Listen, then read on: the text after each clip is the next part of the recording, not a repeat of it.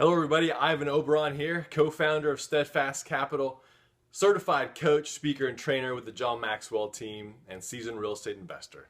I'm so happy to be coming to you today just because I love Thanksgiving and Christmas time. Don't you? This time of year, I think the gratitude and the giving spirit is just palpable at times.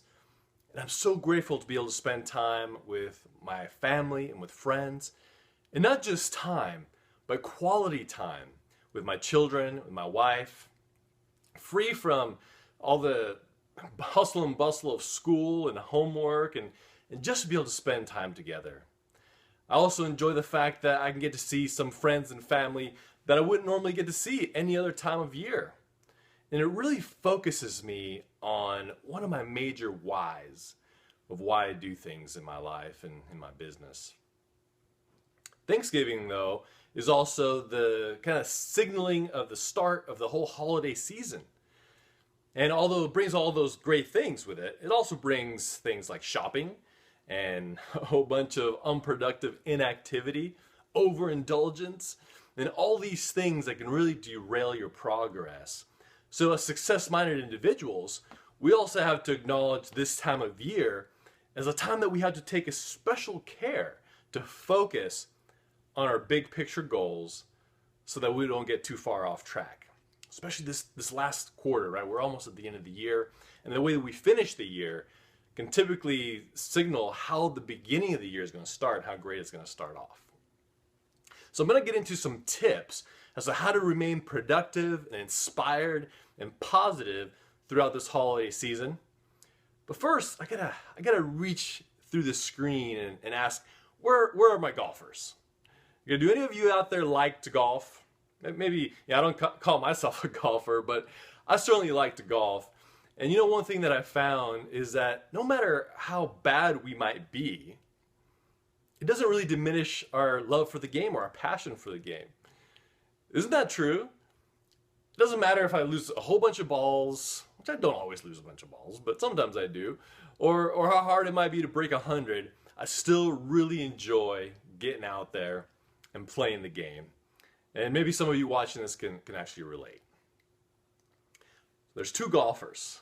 Not very good golfers at all.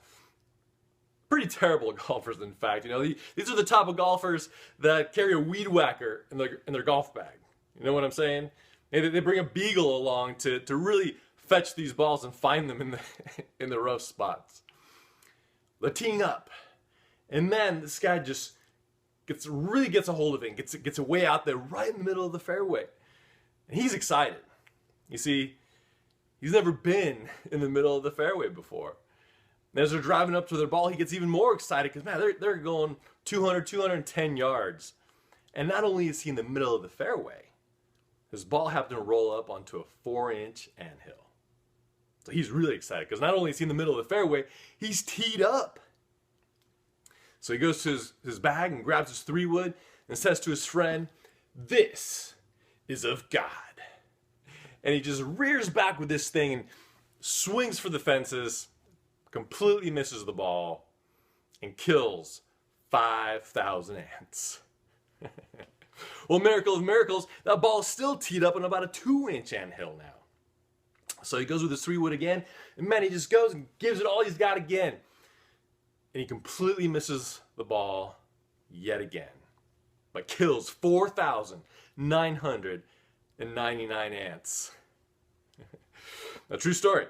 There's 2 ants left, and one of them looks at the other and says, "I don't know about you, but if we're going to survive this thing, we have better get on the ball." And that's what I'm going to suggest to you.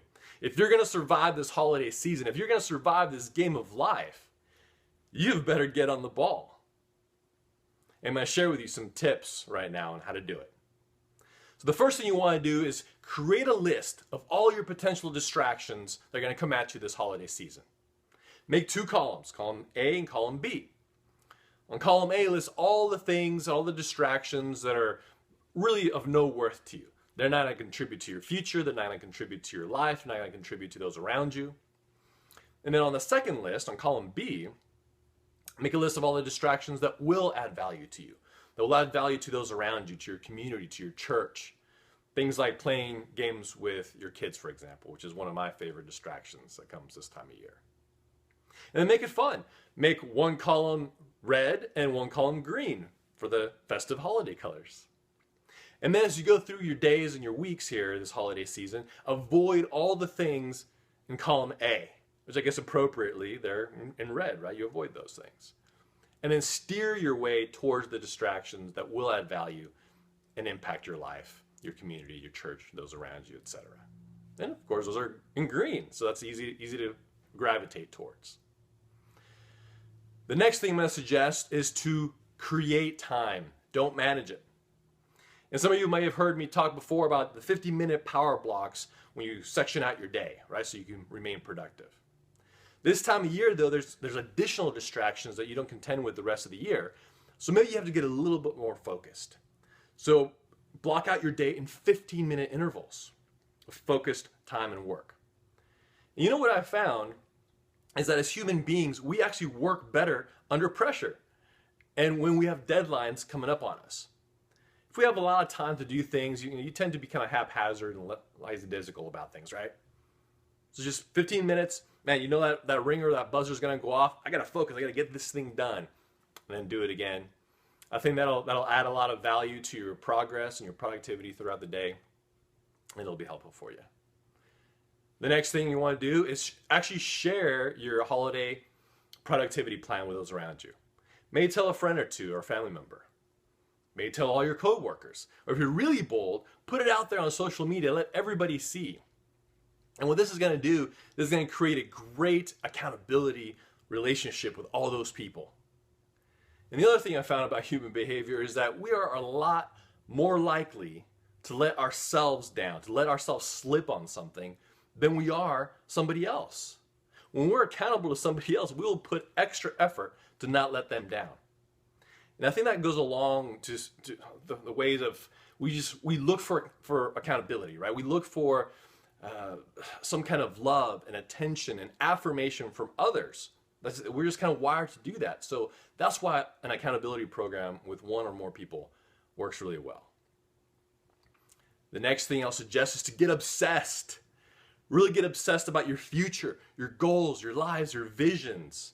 In a good way, of course, but obsess about it, because when you have that kind of focus and dedication on something, all these little seemingly useless distractions just kind of fade away on their own.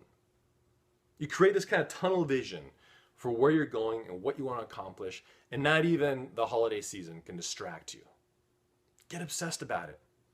Otherwise, you're going to fall prey to mistaking activity for accomplishment and productivity. And we know that gets us nowhere. I mean, have you ever heard of the processionary caterpillar? Well, if you haven't, they're given this name because they tend to follow each other in procession. And there was this French naturalist that conducted an experiment one year where he put a bunch of these processionary caterpillars around a pot. And in the middle of the flower pot, he put the caterpillar's favorite food, which just so happens to be pine needles. And he set them in motion. 24 hours, 36 hours, 48 hours. He just go on and on. For over a week, they followed each other in this procession. And they ended up all perishing due to exhaustion and starvation. All the while, their favorite food was no more than 6 inches away from them. And they met their fate because they confused activity with accomplishment. And so we want to make sure that we avoid that this holiday season and really any time of the year. Because it comes down to this: the people who get stuck in this quagmire of inactivity and distractions are choosing those experiences over their future, over their life. And successful people understand that they have to sacrifice those experiences for the benefit of their future.